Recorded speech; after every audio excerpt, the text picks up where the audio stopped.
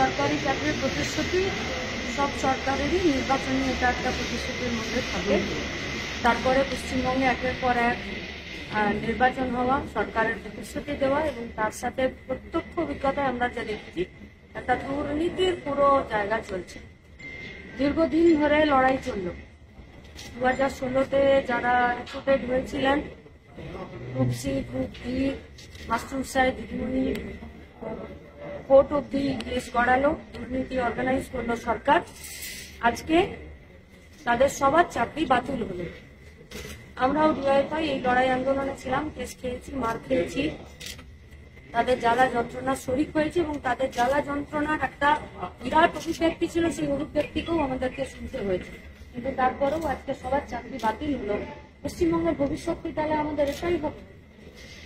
Second run 26,000, তার মানে তো তার পরিবার করলে প্রায় 1 লক্ষ মানুষ চেষ্টা করছে এবং এটা এই ধরনের অবস্থা তৈরি হচ্ছে, এটা বোঝা যাচ্ছে।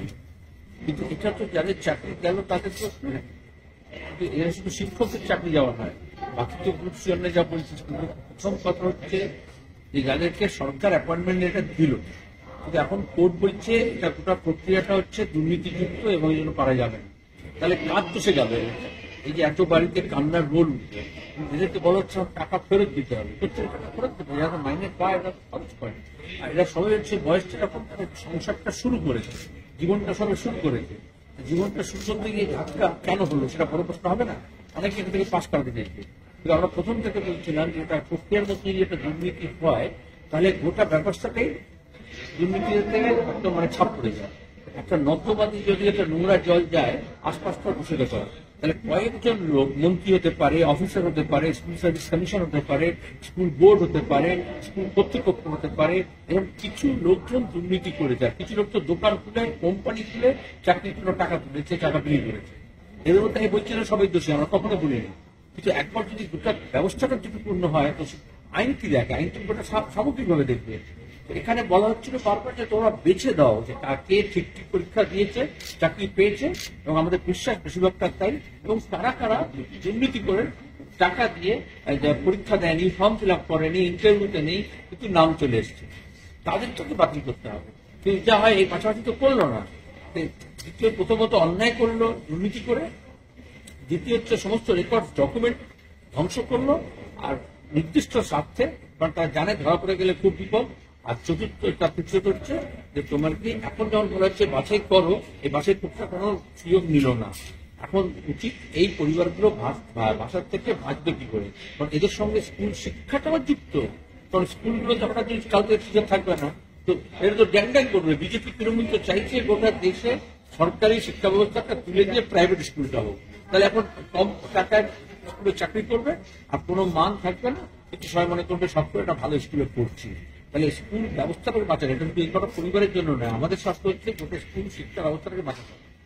সুপ্রিম কোর্ট যা বলেছে, আমি যা শুনেছি, এখনো পূর্ণাঙ্গ রায়টা পাইনি, যে দ্রুত নিয়োগ সম্পন্ন করতে হবে। তাহলে সরকারের কোনো বাহানা চলবে না। বাহানা দেখাতে পারে এটা হচ্ছে ওটা হচ্ছে, এতদিন ধরে মমতা ব্যানার্জি কি বলেছেন, কোর্টের জন্য নিয়োগ করছে না।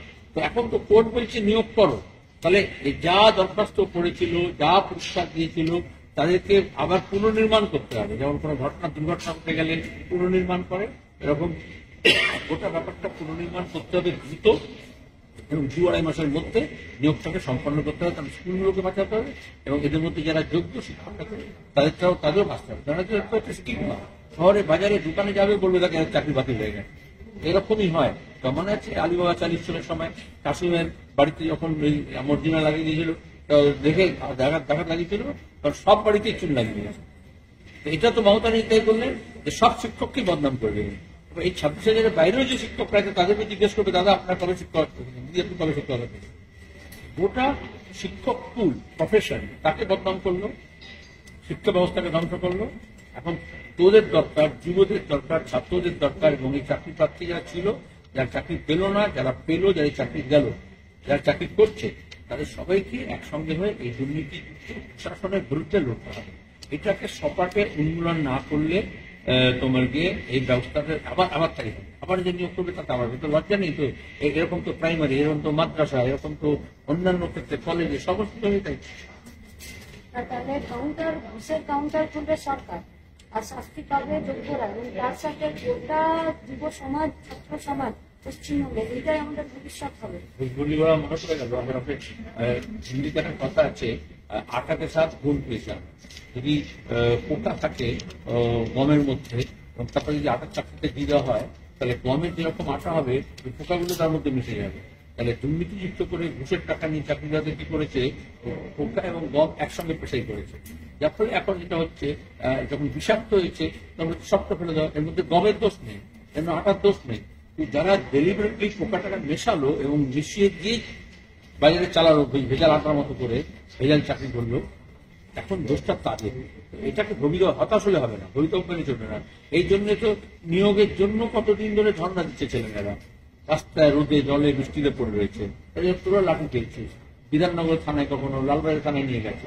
তো এখন দাঁড়িয়ে এই লড়াইটা আরো তীব্র করতে হবে। আবার উল্টো দিকে বিজেপি এসে বলবে এই যে দেখো আমরা সবাই সব চাকরি দেবো, তা তো নয়।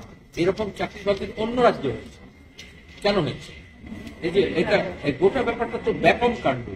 মধ্যপ্রদেশে RSS প্রথমে করে ব্যাপক কাণ্ড, যেটা হচ্ছে ব্যবসায়িক পরীক্ষা, যেখানে চাকরি এবং ভর্তির জন্য পরীক্ষায় দুর্নীতি করে।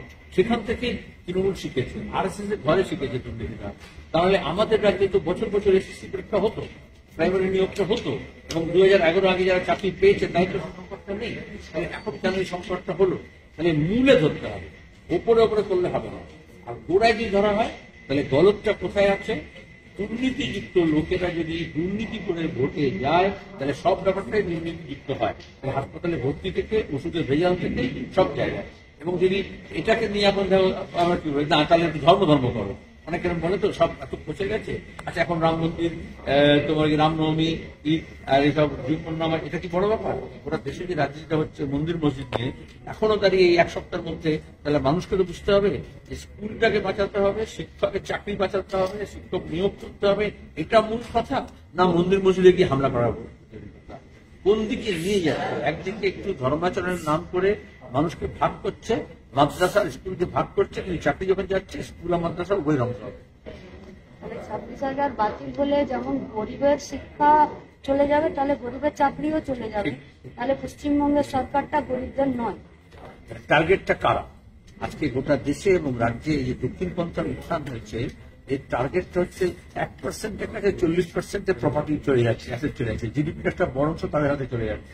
তারা তো সুখে আছে, তো তারাই আবার টাকা পয়সা দিয়ে, কর্পোরেট ফান্ড দিয়ে, ইলেকট্রাল বন্ড দিয়ে এমন করছে, যেখানে যাই একটু ধর্ম করো, একটু মন্দির মসজিদ করো, আর অন্যদিকে ভোটের সময় একটু তাৎকু খাও পিও, দিনকে আরাম করবে, একটু মদ মৎসব করো।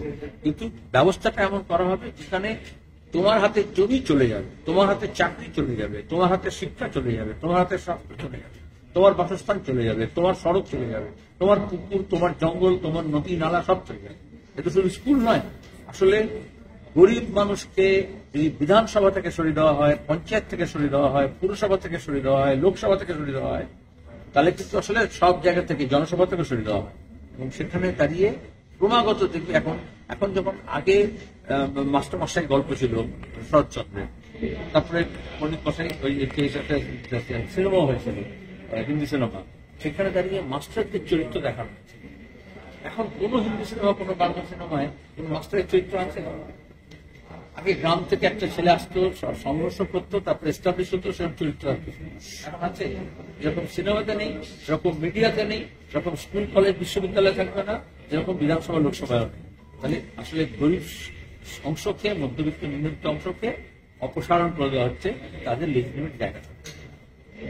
আমরা তো এই কোটা আন্দোলনটাতে শুরু থেকেই ছিলাম, আমাদের কৃষকরা সব কৃষক হয়েছে তাদের সাথে, যারা চাকরি প্রার্থী, যারা চাকরি করছিলেন তাদের সাথে, এবং এমনকি আইনিগতভাবেও এই লড়াইটা মাস্টারদের সাথে আমরা লড়ছিলাম। তাহলে এই লড়াইটা আরো তীব্র হলো। হতাশ হওয়ার কোনো জায়গা নেই, লড়াই চালিয়ে যেতে হবে, লড়তে হবে, এবং এই স্কুলগুলোকে বাঁচাতে হবে, এবং যে ছেলেমেয়েরা বাইরে আছে তাদেরকে, যাদেরকে বাইরে করে দেওয়া হলো, তাদেরকে স্কুলের মধ্যে আবার ঢোকাতে হবে।